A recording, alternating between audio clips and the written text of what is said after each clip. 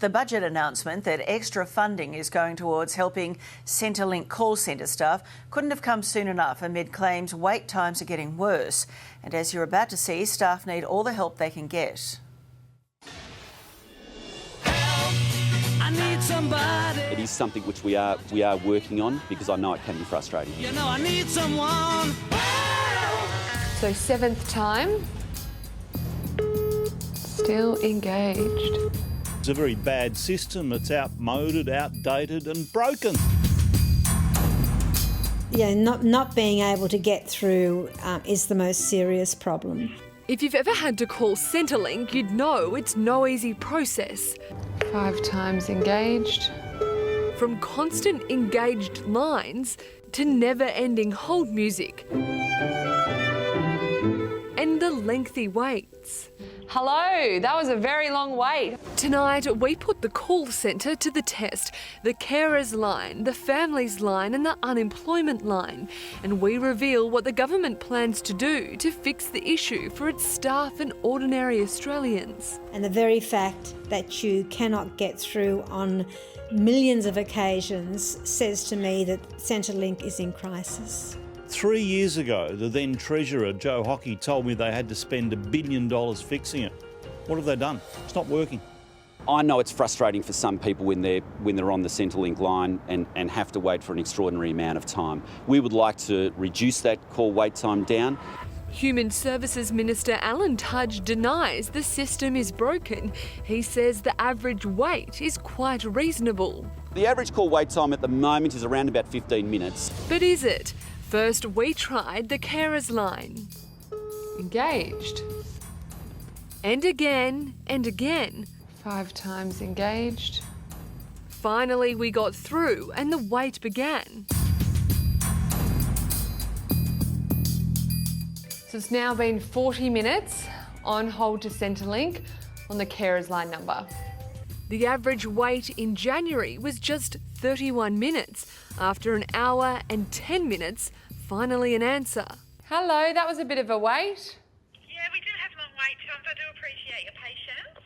So we're now going to try the debt recovery line for Centrelink. This is the number they gave out to people when they started sending out those debt recovery notices.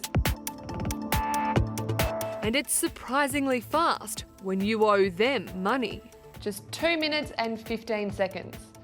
Next up, the families line, and unsurprisingly, it's engaged.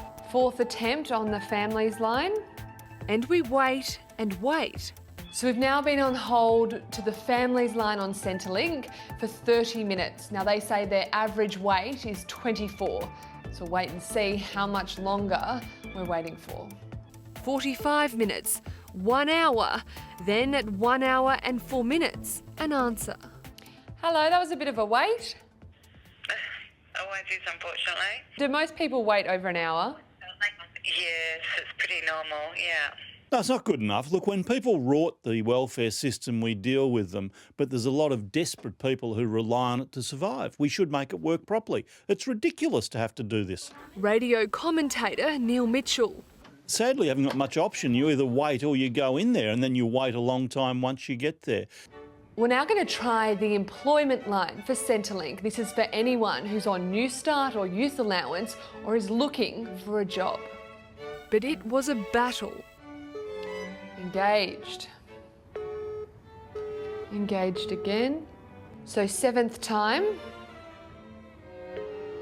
Still engaged. We weren't even able to get through. While the government claims the average wait is 15 minutes, department figures show in January the average time on hold for the employment line was 33 minutes. We tried that line back in February and spent more than 2 hours on hold. So we've officially reached 2 hours on the phone to Centrelink. I am not surprised at all by the test results of your waiting times. Shadow Human Services Minister Linda Burney says the government is in denial over the waiting times. Well, the Minister is very cute with his figures. He says it's something like 12 or 13 minutes, whereas in fact that is not true, and we have evidence now to prove that. Despite the government refusing to admit there's a problem, in last night's budget they committed to 250 extra staff for call centres and plans to drug test 5,000 new dole recipients. But the Community and Public Sector Union claims those changes won't help staff, with millions of dollars to be cut from other areas in the department. Part of the problem is that there has been 5,000 staff sacked over the last 5 years by Centrelink. So what can you do to make the process easier? Joe Ucukalo is from Handle My Complaints.